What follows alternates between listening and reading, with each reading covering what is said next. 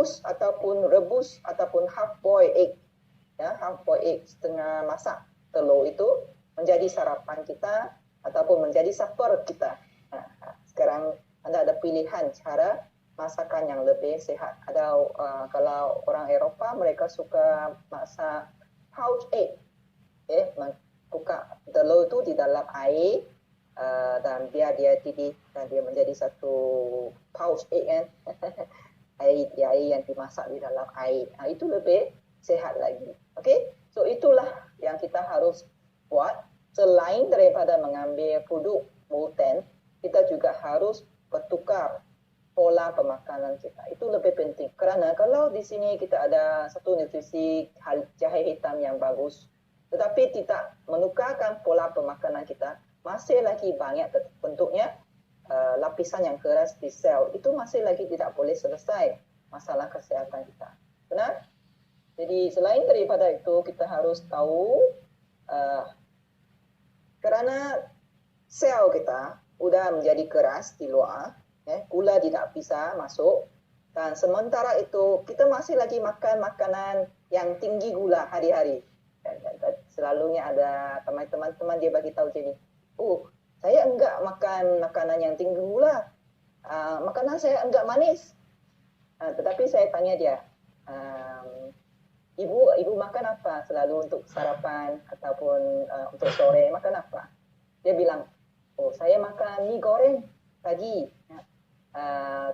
sore saya makan nasi. Itu bukan gula, itu lagi tinggi gula. Sebenarnya makanan yang ada gula tidak semestinya manis.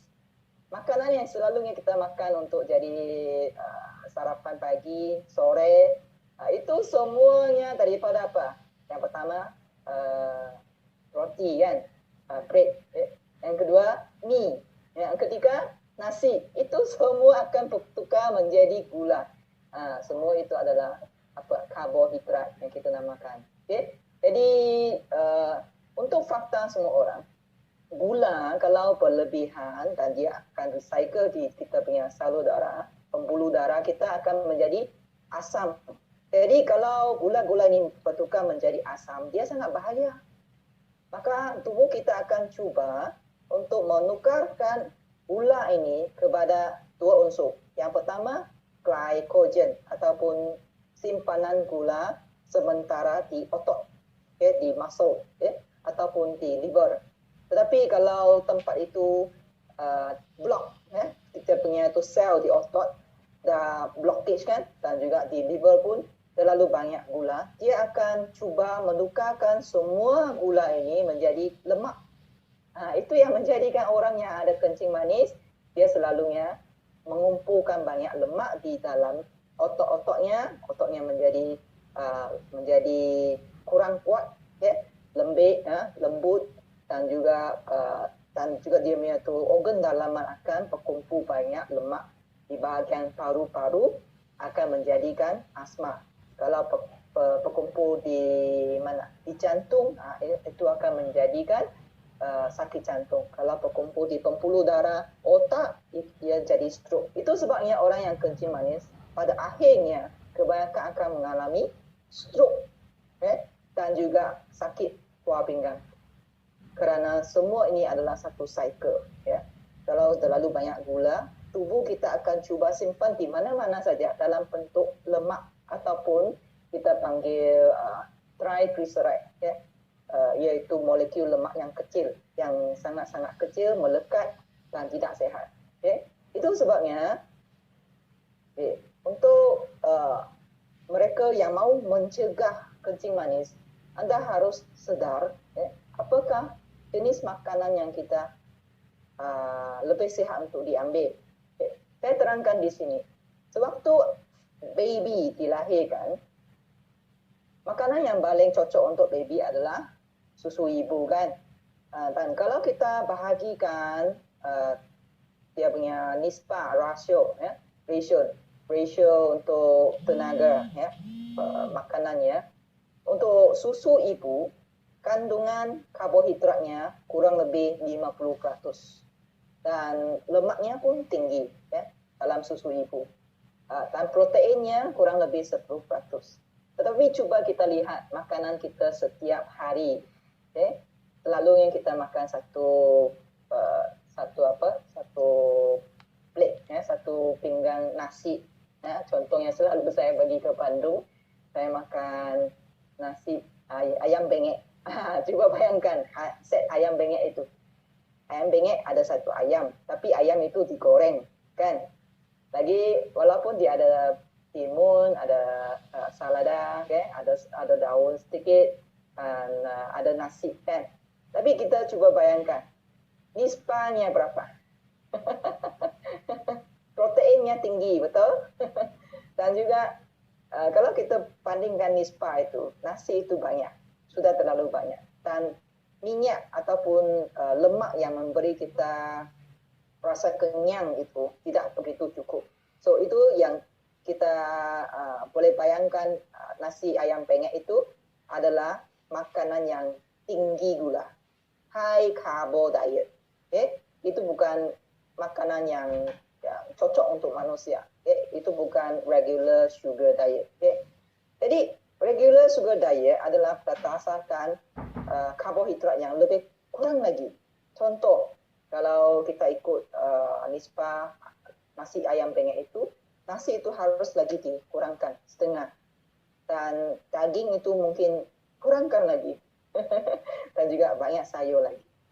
Dan lemak yang memberi kita rasa kenyang itu kita harus tinggikan lagi. Contoh, kita bisa lagi lebih banyak olive oil pada salad kita, ataupun kita ada mentega, mentega untuk masak kita punya nasi, dan juga cuba kurangkan cara goreng untuk ayam itu. Ayam itu boleh berbentuk panggang, ataupun air fry. Jadi itu untuk mereka yang mau maintain gula darah. Tapi kalau anda sekarang ataupun klien anda sekarang yang sedang mengambil produk Boten, tapi mereka mau melihat gula darah menjadi lebih sihat, bagaimana? Di sini kita sebagai seorang ejen Boten yang lebih profesional, kita bisa cadangkan begini. Kerana hari ini anda sudah menghadiri kita punya training kesihatan yang dianjurkan oleh kita punya company, kan? Jadi anda sudah faham. Cara sihatnya, kita mau reverse gula darah adalah mengamalkan low carbo diet. Ya, semua orang catatkan low carbo diet. Okay? Makanan yang rendah gula. Makanan yang rendah gula tidak semestinya makanan yang tidak ada kemanisan saja. Makanan yang rendah gula harus mengurangkan apa? Okay? Nasi anda menjadi 10%. Yaitu mungkin nasi 2 sendok saja, kan? 2 sendok kecil. Dulunya 1 mangkuk, sekarang 2 sendok kecil. Ataupun cuba kamu belajar seperti Jenny. Kadang-kadang saya ada makan mungkin 1 hari 2 kali ataupun 3 kali sehari. Sebenarnya manusia, kita secara aslinya, secara semula alami, manusia tidak perlu makan 3 kali sehari. Sejak zaman perindustrian pada tahun 1400, kerana ramai orang diberi pekerjaan di kilang, kan? Jadi mereka train pekerja-pekerja mereka, kamu harus kerja di kilang 8 jam. Dan di waktu pagi, kamu makan sarapan. Tengah hari saya bagi kamu 1 jam untuk makan tengah hari. Malam kamu masak. Tapi sebelum ini, sebelum zaman perindustrian, manusia suka-suka saja dia makan. Tapi dia tidak makan berlebihan. Seperti orang yang cucuk tanam ataupun nelayan ataupun orang yang ada petani, ya. Jadi saya lihat atuk saya, nenek moyang saya. Mereka makan sangat-sangat sedikit setiap hari. Itu bagi 1 mangkuk kopi. Pagi selepas itu mereka pergi bikin kerja cucuk tanam mungkin tanam sayur, ada yang mempela ayam, ataupun di rumah saya pela ikan ya, ada kolam ikan ya. Dan tengah hari mereka pulang, lepas tu makan sedikit bubur saja yang mangkuknya kecil, tidak banyak seperti yang kita ada sekarang. Sore makan banyak nasi, makan banyak lauk, makan banyak lagi benda-benda keropok, apa-apa saja. Semua sumbat ke dalam perut kita. Itu yang jadikan kita tidak sehat. Lagi banyak makan pada waktu sore, lagi mengantuk, lagi letih. Benar? Kerana salah kita makan. Kita sebenarnya kita tidak mau makan terlalu banyak. Kita makan kerana kita mau enjoy rasanya. Dan kita tahu bagaimana untuk kontrol bilangannya. Selagi kita ada sensasi daripada rasa tubuh kita, saya sudah kenyang, saya mau stop. Bukan bergantung kepada kuantiti dalam mangkuk kita. Kamu harus ada sensasi itu, sensitif kepada rasa kenyang itu. Dan kalau kita mau mengurangkan nasi kita pada waktu sore, kita pasti akan lapar. Tangan akan gigir, kan? Lepas tu akan cari lagi keropok, macam-macam snack, semua pisang goreng, semua kamu akan masukkan dalam mulut saja kerana kamu gigir, ya, takut lapar. Ya. Jadi bagaimana? Jadi kamu cuba, kalau sore kamu kurangkan nasi, low carbo diet, kamu boleh pilih lagi makanan yang lebih banyak lemak. Contohnya kalau anda bukan vegetarian, anda boleh minum sup tulang. Sup tulang itu boleh ganti nasi ya, ataupun sup kambing. Okay? Kalau Jenny pergi ke Jakarta ya untuk minum sup kambing, Jenny enggak ada nasi. Jenny tidak ada nasi, hanya sup kambing aja. Tapi tidak akan jadi gemuk ya, tidak akan mempengaruhi gula darah. Jadi untuk mereka yang vegetarian, yang tidak makan daging, anda boleh pilih air kelapa yang ada santan. Ya, santan itu adalah lemak ya, berbentuk semula jadi, itu daripada buah. Kalau untuk vegetarian yang lain, anda boleh pilih kacang, kekacang, tapi bukan goreng ya, ataupun ada banyak lagi minyak daripada tumbuh-tumbuhan, sesame oil, minyak bijian, dan juga minyak yang lain yang lebih sehat. Ada mereka yang ada selalu makan vegetarian, mungkin mereka akan kekurangan minyak. Minyak adalah satu unsur yang diperlukan untuk membran ya. Kalau mereka yang kurus tidak makan minyak yang cukup, orang vegetarian juga akan ada diabetes juga. Kita harus paham ya. Jadi itu yang bergantung kepada keseimbangan nisbah karbohidrat, kanji, nisbah lemak dan juga protein yang kita ambil setiap hari. Jangan kita ulang-ulang selalu makan banyak makanan yang tinggi karbohidrat, yang banyak nasi, banyak roti, banyak kek, banyak biskut, itu semua tinggi gula. Walaupun biskut tidak manis, tapi biskut banyak gula. Dan kalau anda menjadi orang yang diabetes jenis pertama, type 1 diabetes yang bergantung kepada insulin, anda boleh mempraktikkan ketogenic diet kerana tubuh badan anda sudah tidak ada insulin, langsung tidak ada insulin, tidak bisa menggunakan gula, membawa gula ke dalam sel untuk dibakar. Jadi anda hanya boleh menggunakan lemak. Jadi makanan yang cocok untuk mereka yang type 1 diabetes adalah ketogenic diet, ya, yang lebih banyak lemak. Lemak semula jadi ya. Lemak semula jadi di sini adalah bermaksud setiap hari seorang yang normal dia perlukan 1 sudu hingga 3 sudu besar lemak. Bukannya banyak, tapi itu pun diperlukan setiap hari ya. Ada berbagai jenis minyak yang kita boleh pilih di dalam pasaran ya. Cheese, keju pun sejenis lemak daripada susu, itu pun cocok kita makan untuk bagi kita rasa kenyang menggantikan nasi. Jadi lepas ini kita semua sudah jadi pintar, menjadi ejen hutan yang lebih profesional. Kita tahu kita harus mengurangkan nasi, kek, roti dan biskut setiap hari. Dan untuk kita lebih kenyang, kita boleh pilih cheese, keju, ataupun minyak yang semula jadi. Kalau untuk Jenny, saya makan ayam goreng, pasti saya akan, bukan ayam panggang, saya pasti akan makan kulitnya, ataupun saya akan pilih yang ada lebih banyak lemak itu. So itu yang jadikan saya boleh kontrol bentuk badan dan boleh kontrol gula darah. Okay? Dan ramai orang dia komplain. Dia komplain selepas makan produk protein. Oh, sini sakit, sana sakit. Minggu lepas pun saya lihat ada beberapa Q&A ya daripada Dr. Setio, dia bilang, dia jawab. Selalunya kita handle Q&A begini. Bukan semata-mata Anda sekarang rasa sakit kerana selepas mengambil produk protein. Yaitu yang ada di Indonesia adalah Viafor kapsul dan juga IKP kan. Tapi sebenarnya kesakitan itu sudah lama di dalam badan kamu. Tetapi otak kita ada satu sistem di mana ia akan menutup sensasi kesakitan itu untuk berpanjangan. Kebas, kesakitan itu sudah jadi tidak dirasai oleh badan kamu kerana dia mahu kan badan kamu teruskan untuk kerja, teruskan untuk jalani harian kan.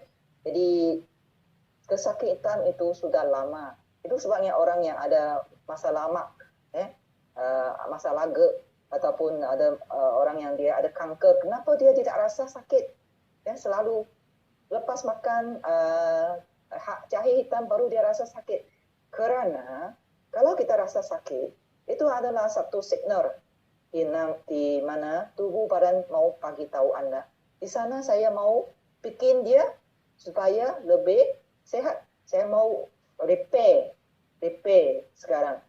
Kamu harus rehat, fokus di sana. So biar saya makan lebih banyak nutrisi yang tadi kamu ambil. Dia bagi tahu kamu message. Itu jahe hitam bagus. Saya mau bikin kerja sekarang. Dan dia mau bagi tahu kamu, sana sudah sakit kerana apa yang kamu makan sebelum ini salah. Kan? Contoh, orang yang diabetic. Kenapa orang dia akan komplain? Kenapa saya makan nutrisi ini, gula darah saya naik? Begini kita jawab. Biasanya gula darah itu naik turun, itu bukan pentingnya. Yang pentingnya apa? Yang pentingnya sekarang, kamu rasa lebih bertenaga. Benar? Kita rasa bertenaga kerana tubuh kita sudah start engine untuk membakar gula. Dia berupaya untuk menjalani tugasnya secara normal. Jadi dia boleh ambil keluar semua glycogen, lemak, tukar balik kepada gula. Dan dia mau bakar.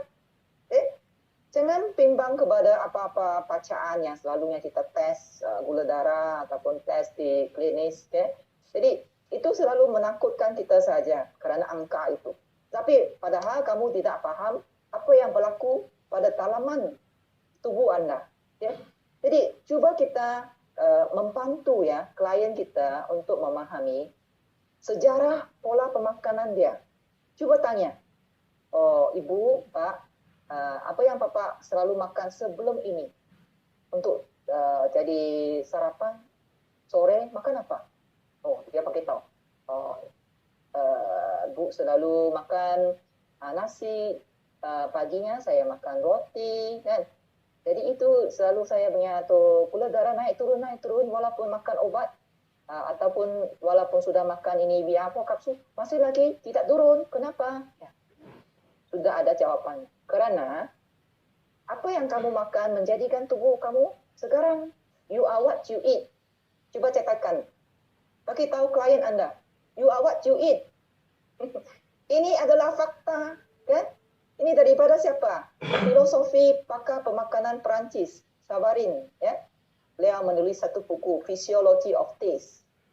Beritahu saya apa yang Anda makan. Saya akan beritahu siapa Anda ataupun kenapa badan Anda menjadi sakit. Itu adalah faktor utamanya dia menjadi sakit. Bukannya kita punya nutrisi. Nutrisi ini sebenarnya memberi tubuh badan kamu satu perasaan ataupun sensasi yang lebih elok dan juga bagi dia satu fungsi untuk reverse kesakitan itu menjadi lebih sihat. Tapi itu mengambil masa. Semua nutrisi, pengambilan nutrisi adalah menjadikan kita sehat. Obat adalah kontrol. Di sini kita tidak mengatakan bahawa selepas kita mengambil produk Wulten tidak mahu makan obat. Obat sebenarnya dimakan untuk sementara saja, bukan untuk sepanjang hayat.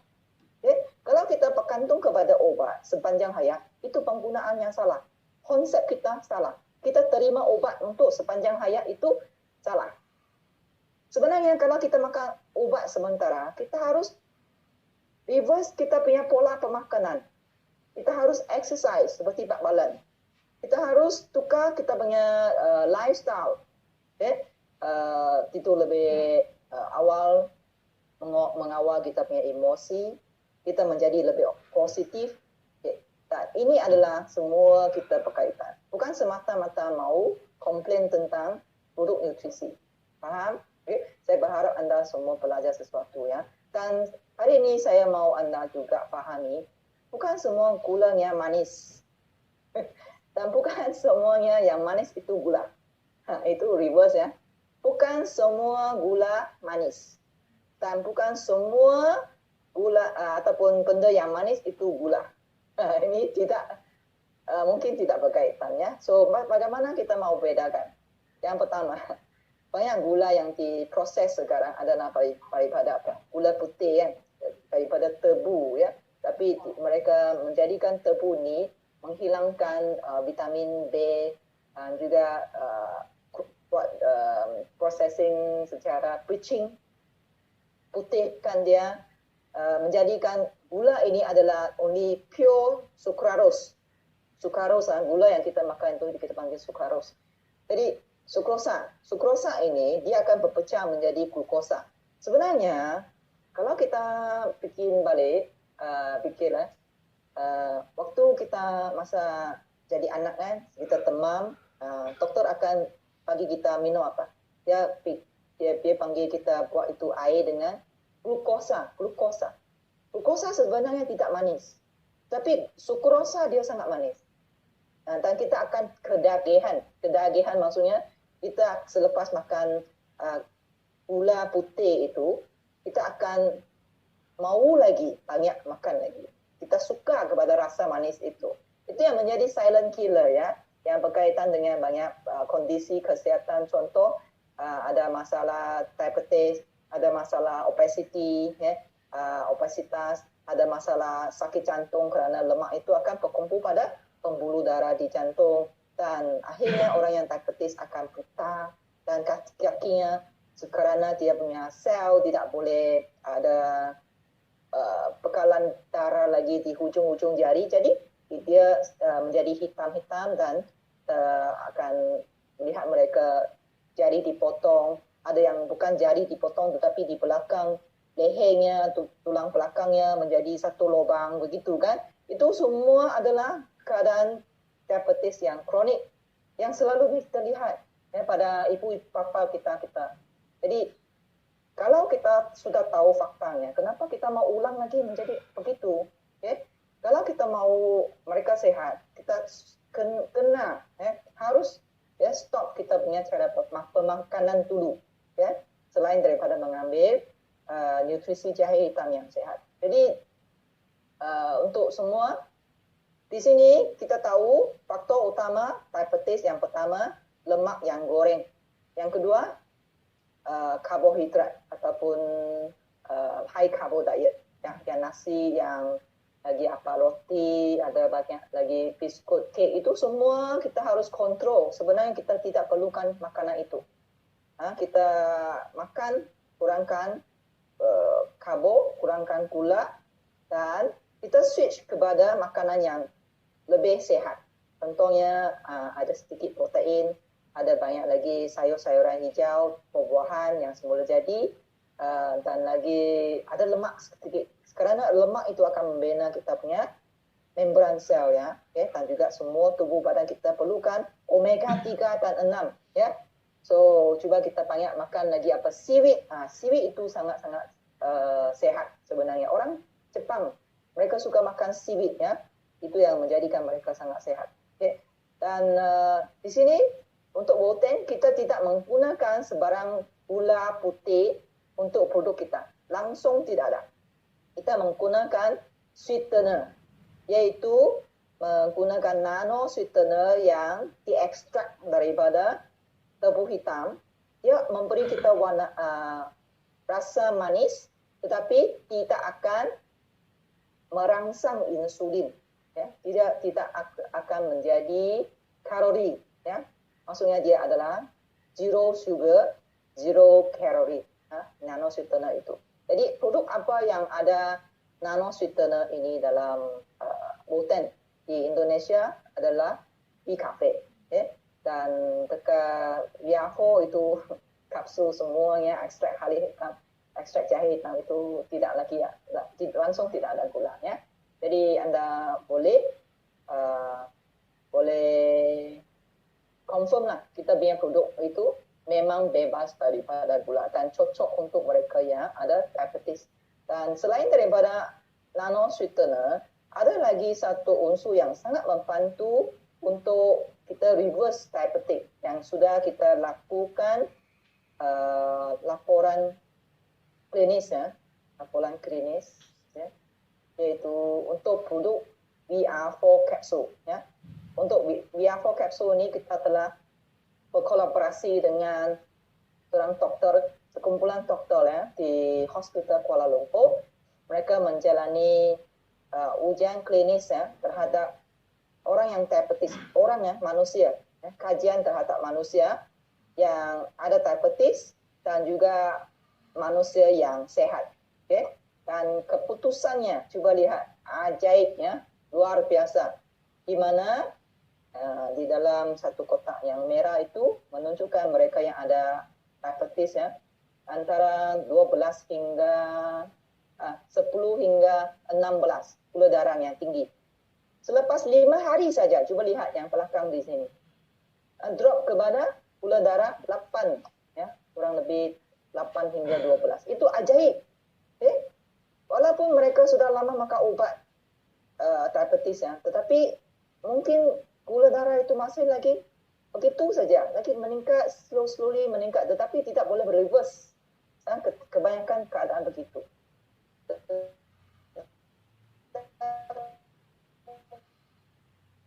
Tentu methoxyflavone dan juga bioflavonoid yang lain yang sudah dibuktikan dapat membantu tubuh kita untuk membakar gula. Itu sebabnya gula dia akan drop. Nanti saya akan tunjukkan mekanismenya. So itu yang menjadikan gula darah bagi orang yang kencing manis yang dijalani oleh hospital, oleh dokter. Ya. So menunjukkan VR4 capsule ini membantu dalam pesakit patient diabetes. Dan bagi mereka yang sehat juga, mereka tidak akan menyebabkan gula darah terlalu rendah ataupun hypo, tidak. Normal saja. Bagi contoh Jenny ya, Jenny tidak ada masalah gula, tapi kalau saya makan VR4 kapsul, gula saya masih sihat dan juga saya dapat mereka sarankan ini VR4 kapsul dapat membantu mencegah penyakit kencing manis. Okey, bagaimana? Kenapa? So cuba kita lihat di sini. Okay. Ini adalah satu mekanisme pembakaran gula yang dibantu oleh ekstrak jahe hitam yang sudah dibuktikan oleh saintis ya. Anda boleh cari di internet ya. So penjelasannya begitu ya. Semua ejen Boten harus fahamkan gambar ini. Kalau anda faham, anda bisa jadi doktor doktor jahe hitam ya. Begini.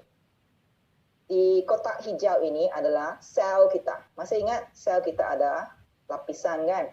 Tetapi bukan semua gula bisa masuk. Gula itu ada di atas, yang hijau bulat-bulat, lemak di atas, yang segi 4 itu kan, yang merah, dan lactic acid yang biru. Okay? Itu semua di luar sel. Okay? Apabila tubuh badan kita menjadi lemah, ya, contoh dalam tubuh kita ada banyak power station, ya, yang kita namakannya mitokondria. Power station itu bilangannya banyak di dalam sel, kurang lebih ada 1000 unit, ya. Tetapi kebanyakan power station itu tidak bekerja, seperti COVID-19, semua stop operasi. Jadi semua sudah biasa work from home. Mitokondria itu rehat, ya. Jadi bagaimana kita mau mitokondria ini bikin balik kerjanya, okay? Sekarang yang begitu, dengan adanya ekstrak jahe hitam, ya, di mana dengan ada bantuan methoxyflavone, contoh 5,7-time-methoxyflavone, mereka dapati gene kita, genetik kita, ya, bisa diaktifkan. Dan kita tahu bahawa sel kita bukan semata-mata kita mau nutrisi saja, kita pun juga mau rangsangan. Rangsangan bagaikan kita punya electricity, ya, elektrik, ataupun ada wifi. So wifi itu dia akan buka putangan dalam komputer. Komputer kita adalah genetik, kan. Jadi wifi itu adalah dari apa? Daripada ekstrak jahe hitam ini. Jadi wifi ini dia akan bagi tahu message, message di komputer di sel, ya. So gene ini akan buka, ya, dia akan bagi switch on, ya. Dia akan hantar jenis enzim yang dinamakan AMPK. Namanya panjang, tapi kamu ingatkan AMPK ini yang bulat-bulat yang merah tu, ya, seperti di atas tu, ya. AMPK adalah satu enzim, ya, enzim yang merangsang power station kita, mitokondria itu, untuk buat kerja. Oh, sekarang power station kita sudah standby, kita bisa start balik operasi. Mari semua gula masuk, semua lemak masuk, so dia akan pakai gula. Okay. Begini, tubuh kita, sel kita, dia hanya boleh pilih salah satu saja sumber tenaga untuk buat kerja dalam satu masa. Satu jangka masa tertentu. Contoh, kalau anda selalu makan banyak makanan yang tinggi gula, ya, yang banyak karbohidrat, ya, banyak kanji, contohnya suka makan roti, suka makan nasi, dia pakai gula itu bagaikan dia pakai kertas. Tahu tak apa tu kertas, paper, ya. So kalau kita main api, kan, kita pernah main api pakai kertas, kan. Jadi api itu cepat akan habis, okay? Dan kita mau lagi pakai lagi gula, cepat lapar. Jadi kalau kita selalu bergantung kepada gula, kamu cepat lapar, cepat mengantuk, tidur, ya. Itunya, kalau kamu mau uruskan jadi langsing ataupun pakai lemak, ataupun atlet, ya, kamu mau jadi lebih fit lagi, kamu harus menahan kelaparan itu daripada makan nasi. Selepas 1 jam, 2 jam, dia akan switch kepada ketogenik, ya, kita panggil pembakaran lemak. Lemak akan menjadi ketone, dan ketone akan dibakar di sel kita, sel otot kita, ya, ataupun liver, dia akan convert kepada glycogen, ya. Jadi lemak itu adalah satu sumber tenaga seperti kita pakai lilin, tahu? So sel kita bagaikan adalah satu mobil. Dia boleh bakar benzin itu adalah gula. Benzin dia cepat habis. Tapi kalau kita pakai bateri elektrik, sekarang ada banyak hybrid car, kan, mobil hybrid, kan. Kalau kita switch kepada electric power, pakaikan kita akan bakar lemak. Dia lebih efisien dan kita akan lebih stabil, ya, tidak akan jadi lapar begitu cepat. Itulah kalau anda mau kontrol gula darah, ya, haruslah kita tahan lapar sebentar dan kita bagi dia jangka masa yang tidak memakan gula lebih panjang, dan kita akan switch kepada pembakaran lemak. Anda akan menjadi satu kondisi di mana anda akan jadi lebih sihat, gula akan lebih stabil.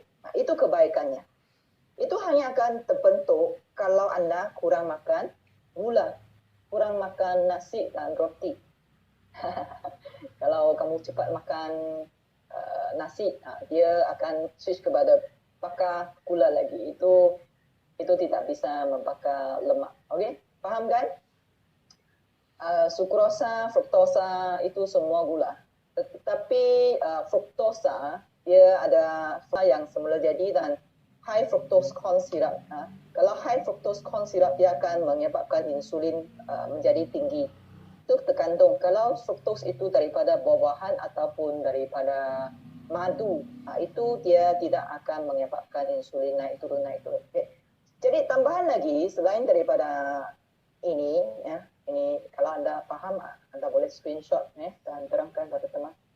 So banyak lagi kajian di dalam Eropah ataupun US bagi atlet-atlet, ya, mereka semua sekarang fokus kepada jahe hitam, ya.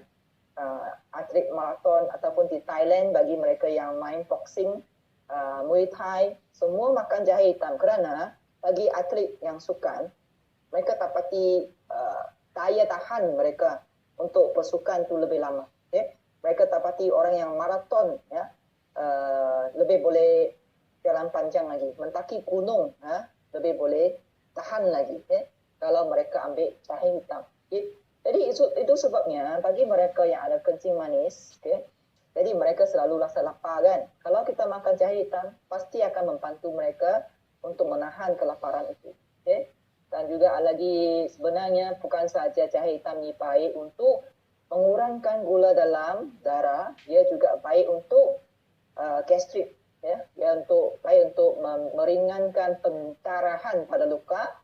Itu sebabnya untuk mereka ada amputation, ya, pemotongan jari, untuk mereka yang kencing manis sangat baik kalau mereka makan bubuk jahe hitam, iaitu BR4 kapsul banyak kan, ya.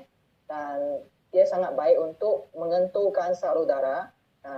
Itu yang mengurangi kita punya tekanan darah, hypertension, ya. Dan juga menjadikan kita punya tulang pinggang itu lebih sihat kerana darah itu urin, ya, kencing bisa lagi kita ditapiskan pada salur darah di bawah pinggang, menjadikan orang itu lebih segar, bertenaga, denyutan jantung lebih normal, dan juga mengurangkan kesakitan, terutama yang bagi mereka yang ada sitis, ya, sakit buah pinggang, sakit tulang belakang, sakit kepala. Tapi itu tergantung, ya, pada setiap individu. Kalau dia sakit, kadang-kadang dia memberi signal bahawa anda harus rehat. Manusia sekarang semua mau kerja saja, 24 hour. Tidak mau rehat. Semua bertepan dengan komputer, bertepan dengan orang bisnis. Tidak mau berehat. Itu masalah.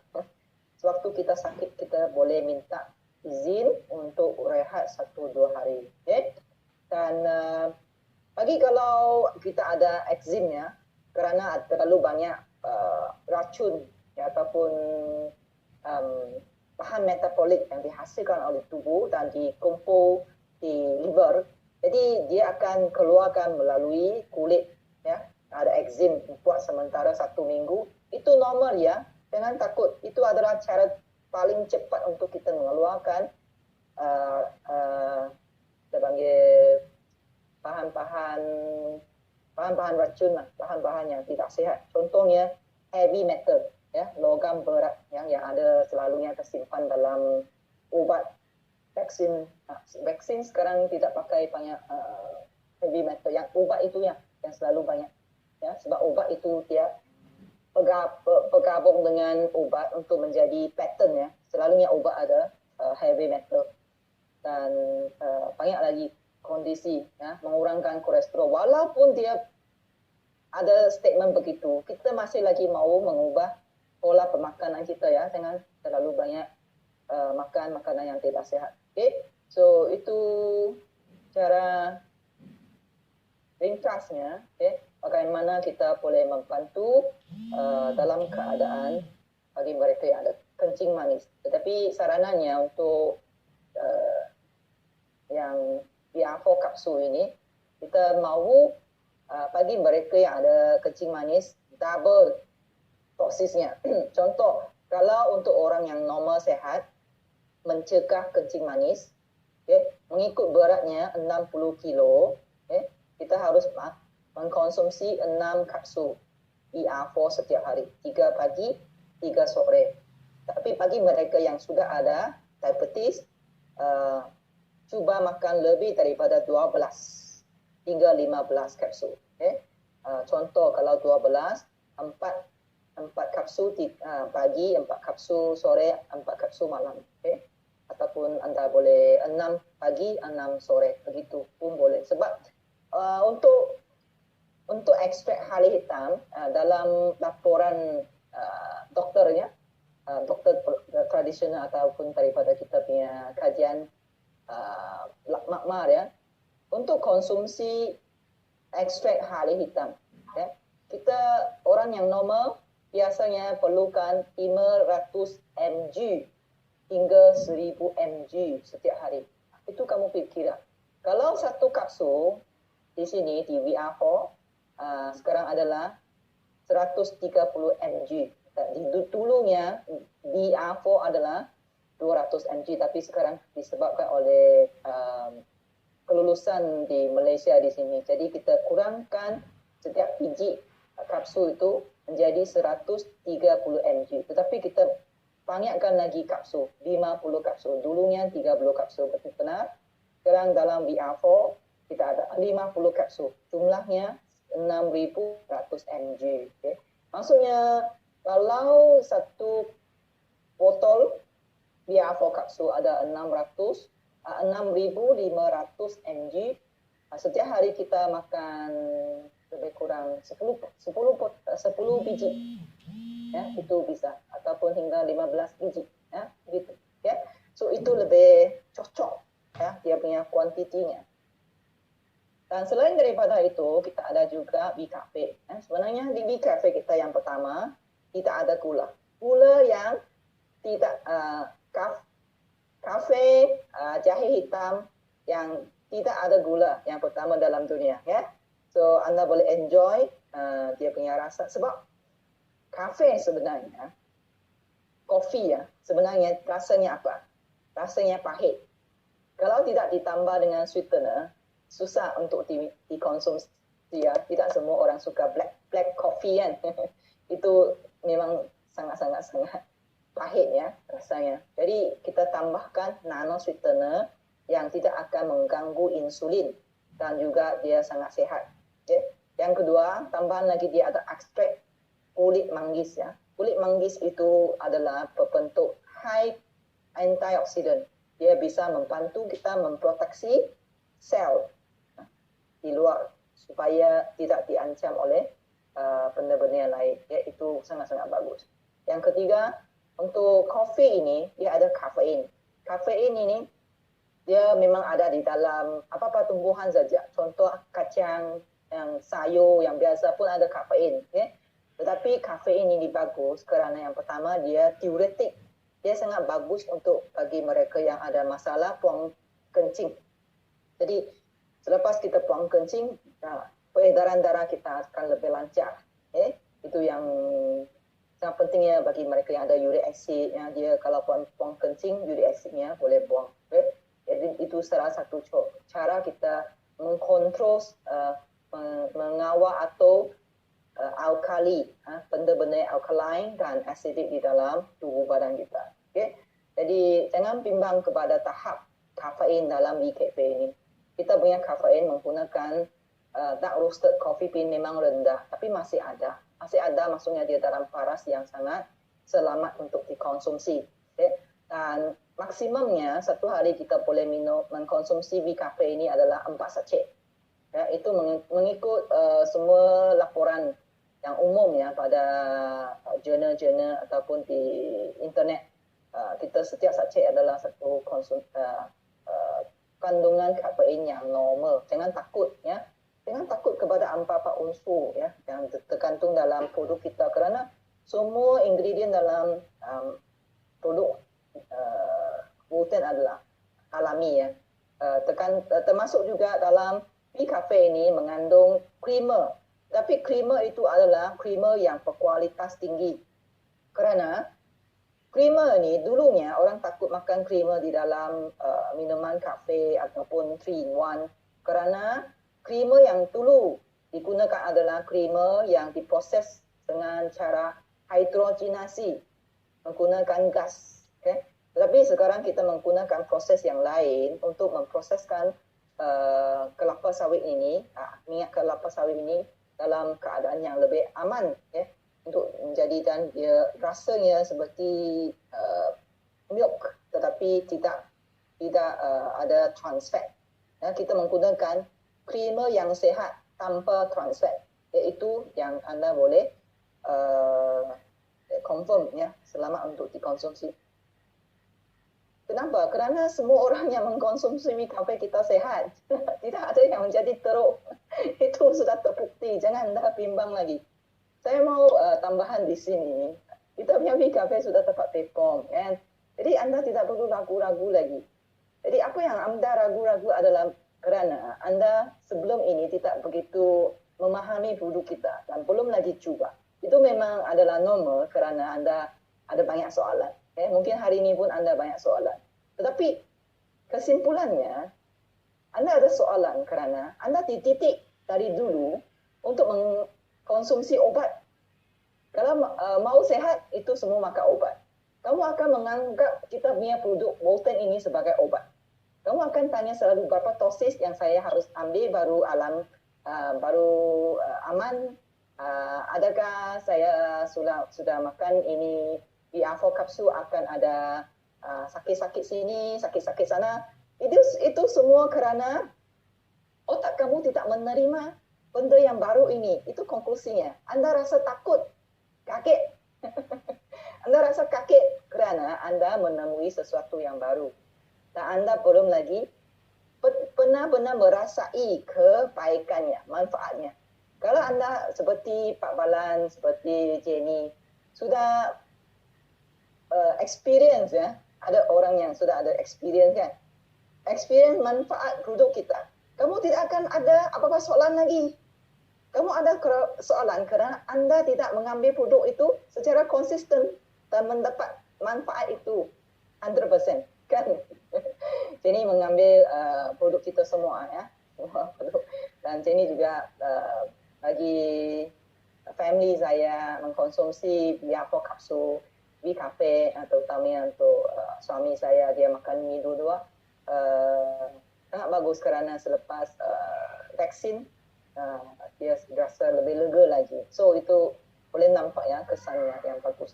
Jadi selain daripada kita mengambil nutrisi jahe hitam itu yang membantu tubuh kita untuk rebuild, regenerasi, dan juga detox yang 4R itulah.